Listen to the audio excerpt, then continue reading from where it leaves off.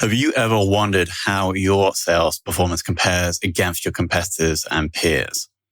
The B2B Sales Benchmark Report provides the definitive guide to what success looks like in 2021. See how you compare in terms of win rate, sales cycle, average deal value, relationships, and engagement. You can see the results and get the full report at ebsta.com/B2B-sales-benchmarks.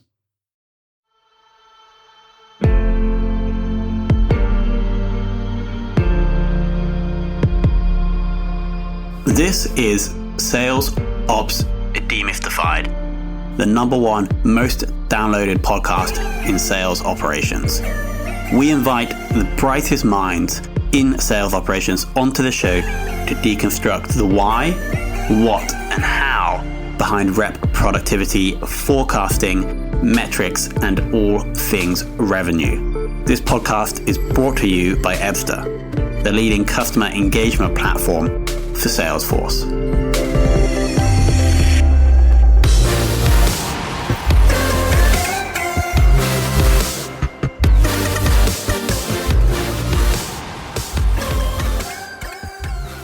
Hello and welcome to another very special episode of the Sales Ops Demystified podcast.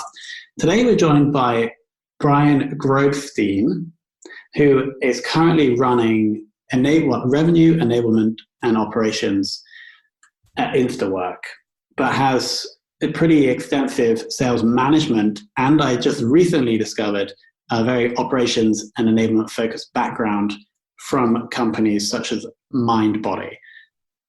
Welcome to the show. Thank you. Happy to be here.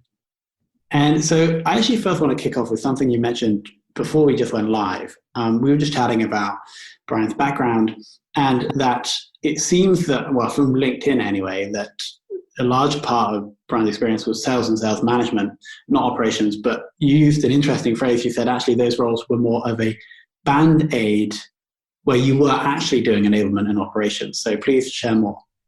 Yeah. So being in sales enablement and operations, you actually get to understand, like, at a much more intimate level, the expectations of senior leadership around, go-to-market strategy, execution, and, quota attainment. So in doing so, whenever there's a gap, someone has left the business from a leadership position, or there's a new office being opened and they need someone to be the stand-in and ramp up team members, ramp up teams as a whole. I've often been tapped on the shoulder and said, hey, can you fill this gap for anywhere from a month to a full quarter? And it really does help you hone your craft in ops and enablement, having to carry the quota and having to lead the team yourself.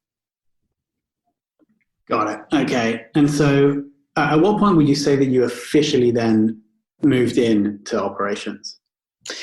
It's an interesting question. And I've a few of your past guests have kind of alluded to this, is that, sales operations, relatively speaking, is kind of new nomenclature. When I started in my first sales organization, it was at Groupon, way back in the day before it was a household name. And I started in the sales org, but focused on enablement and operations. Sales ops didn't necessarily exist. So that was way back in 2009, 2010. And there was only a few of us doing the enablement function and some of the operational functions. And that team grew from, I think, 3 of us to about 25 to 30 in a very short period of time because of how much the company was growing. So I guess technically that was my first enablement and ops role. But throughout my career, I've rolled up and done the same job, but rolled up in terms of the kind of business unit to sales operations, been kind of like my own kind of rogue, independent team in and of itself as well. Cool. And I mean, that must have been an incredible experience growing with the sales team at Groupon. I've heard the growth was just insane.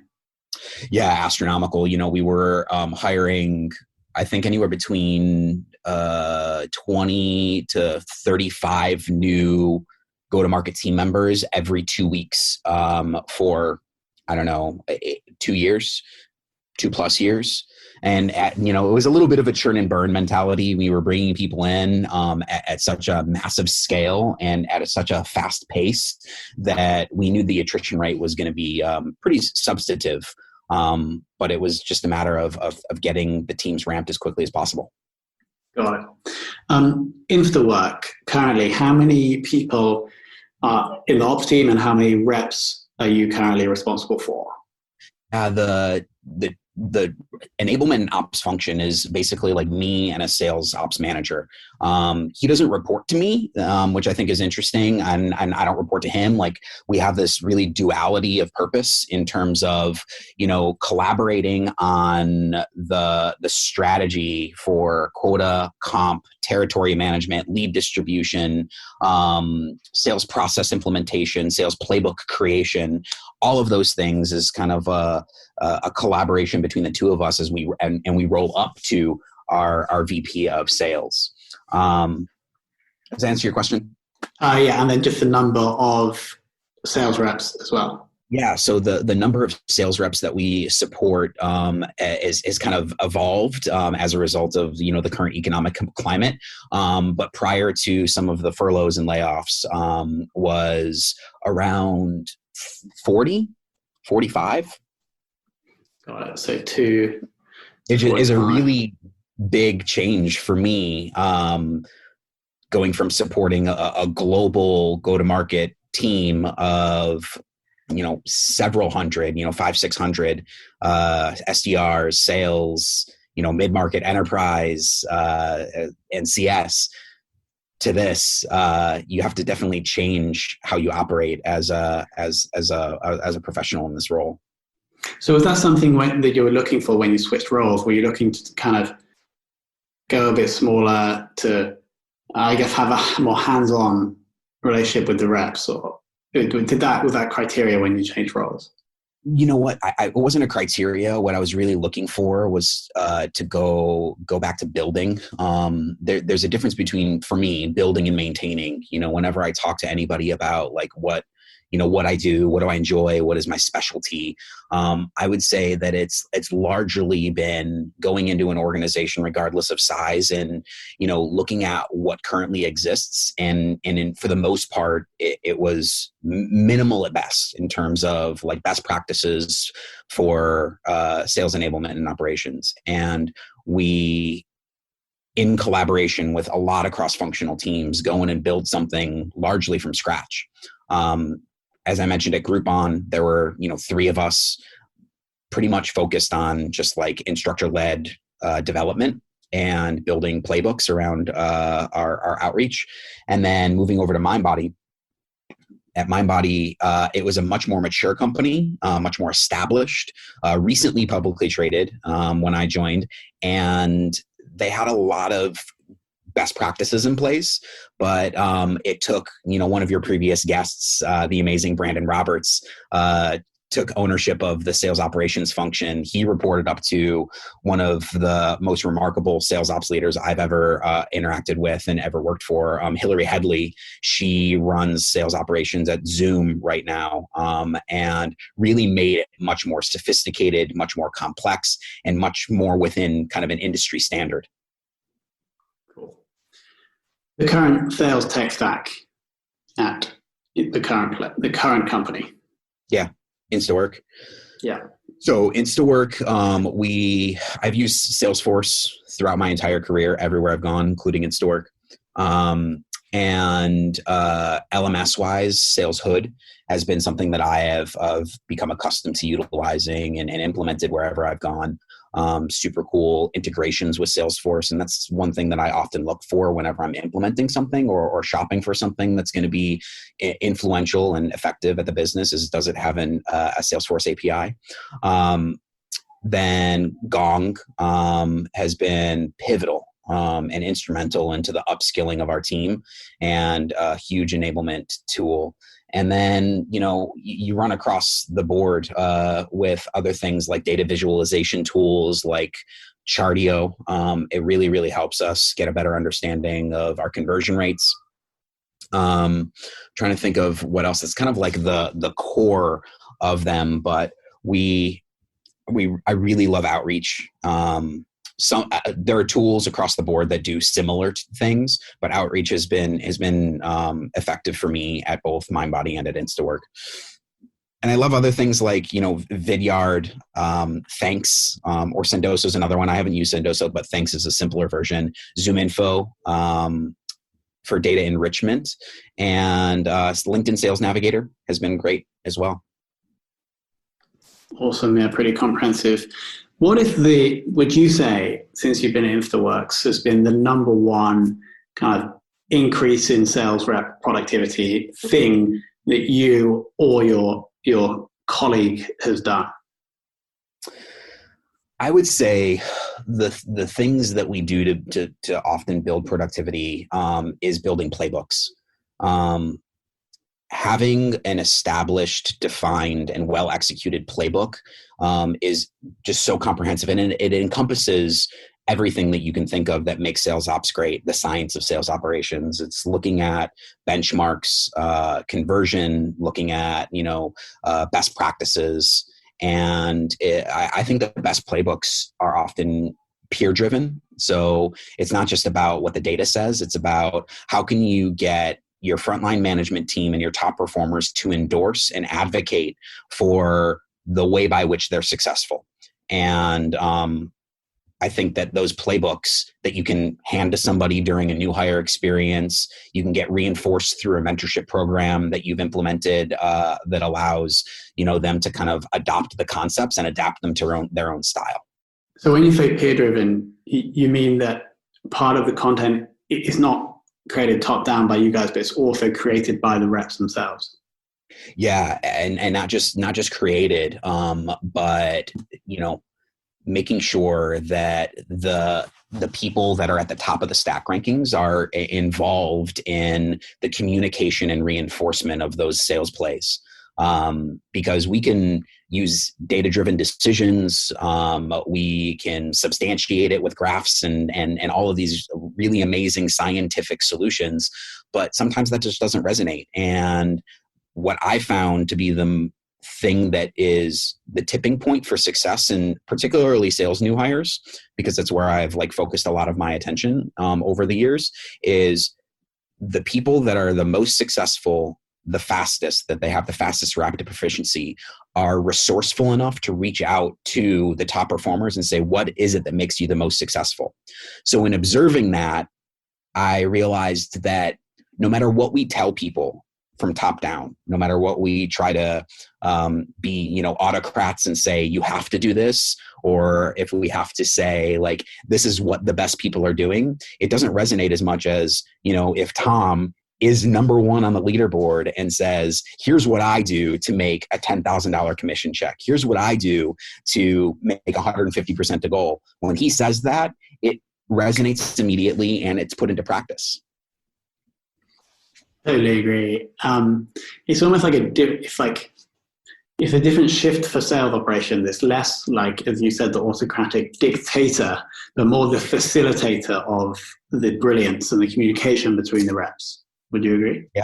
Yeah, absolutely. And I think that that's where the dynamic between traditional sales operations by definition, where you talk about the people that are, Salesforce administrators, and they're putting together, a lot of the process and policy. And then that relationship with enablement that is packaging a lot of that material and delivering it to the individual contributor or the leader that's going to need to do it on a day-to-day basis, right?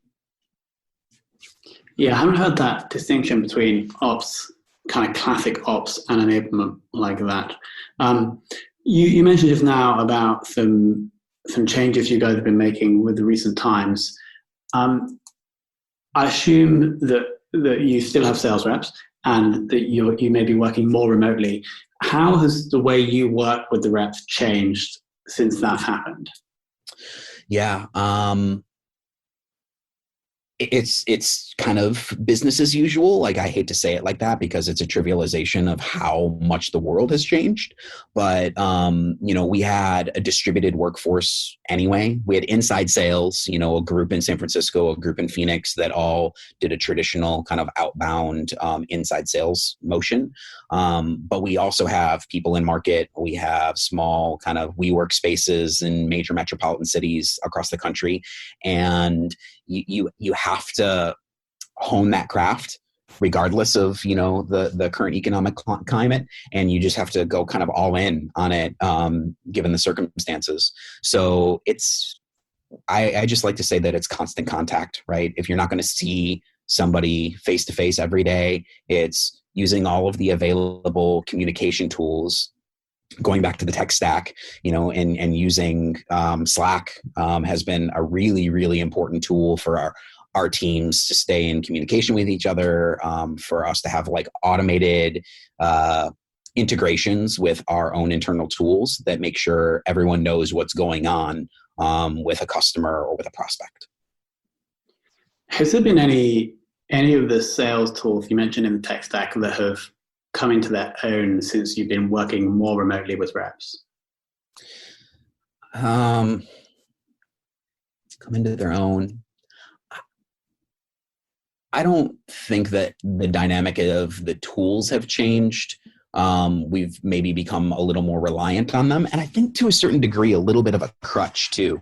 I was thinking about this the other day, is that while the level of sophistication and complexity of sales has grown substantially over the years, and the reliance, justifiable, but reliance on technology to optimize has been amazing, but that also has a little bit of a pitfall. We say this as sales leaders, as that nothing will replace picking up the phone and talking to someone, right? You can be great at LinkedIn, you can be great at social media, you can be great at emails, texting, right? But ultimately it's about having good conversations. And I believe the same to be true about leading a sales team. And while I can exchange 50 Slack messages in 30 seconds, or do the same things via email and a variety of other, technology tools, I really prefer to just pick up the phone and chat. Nice. That's a lovely note. Bryan, if you could only track one more sales metric, or one single sales metric for the rest of your career, which would you choose? So I would say the DM contact to set. So the conversion rate from the time that we speak to a decision maker to actually setting an appointment, I think is one of the most pivotal and often kind of trivialized or overlooked. Interesting. So you're saying that this metric is either not measured, or those who do measure it don't realize its importance. Yeah. Because you're saying that if the deal is much more likely to close if that time is below 2 days. Yeah. I mean, you hear in a lot of sales methodologies like Sandler, and a few of the more complex psychologically driven approaches, is that your first impressions matter a lot, right? I don't want to say most, but they matter a lot. And the emphasis on qualifying, right, and getting a sales qualified prospect to agree to a set is, I think, one of the most important skill sets. Because once you get into the actual appointment itself and you're able to have a solid discovery conversation, that's not really a KPI, right? Going from a held to a close, there's so many variables. And that's why Gong and Chorus and some of those tools are really helpful, and like really getting into the weeds and understanding the right vernacular that you're using, the right questions that you need to say.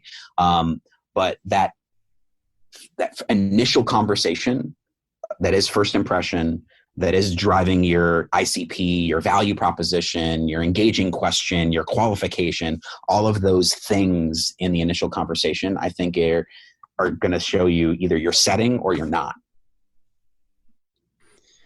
It's interesting. Are you then measuring this for each sales rep and then coaching them based on this?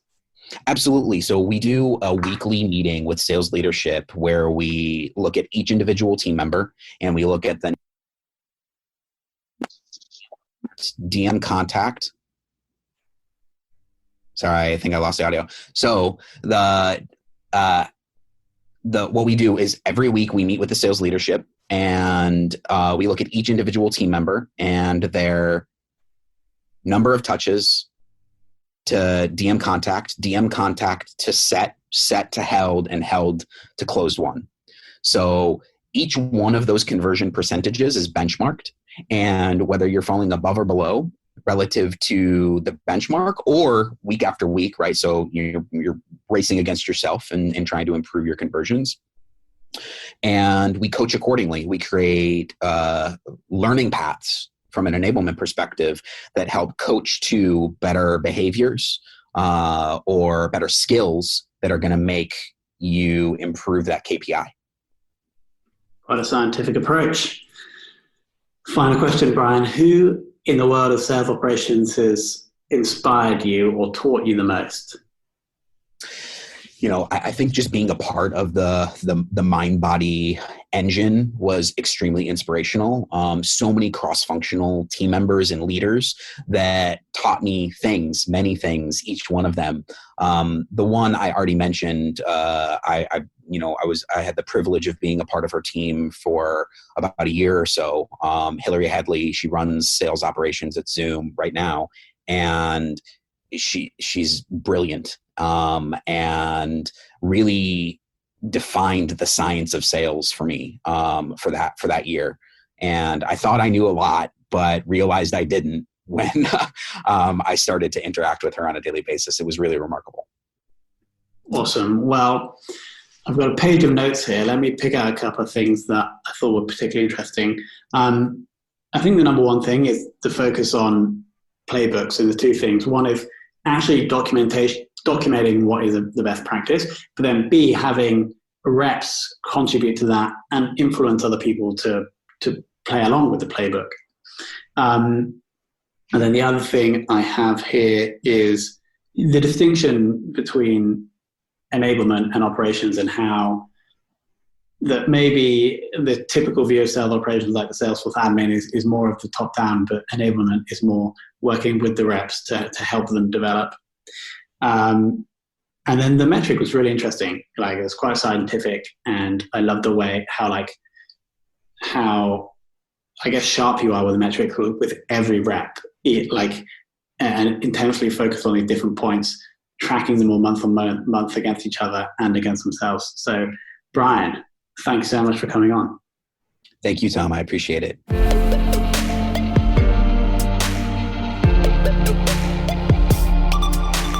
Thank you for listening to this episode of the Sales Ops Demystified podcast. If you are listening on a podcast listening application, then please subscribe, rate, and review.